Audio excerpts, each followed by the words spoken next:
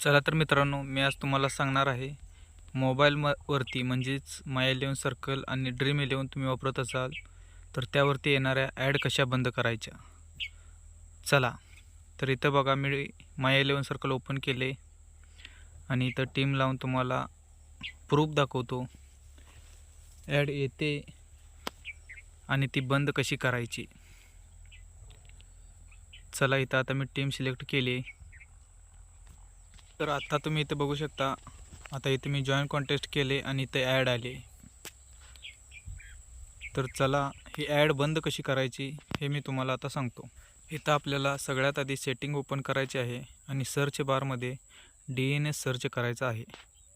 इथं बघा, private DNS असा ऑप्शन येतो, त्यावरती आपल्याला क्लिक करायचं आहे.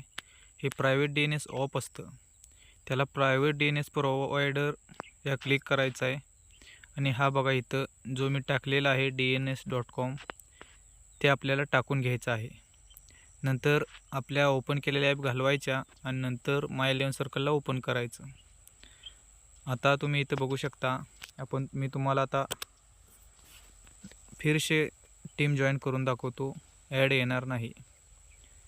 चला, इथं टीम मी सिलेक्ट करतो.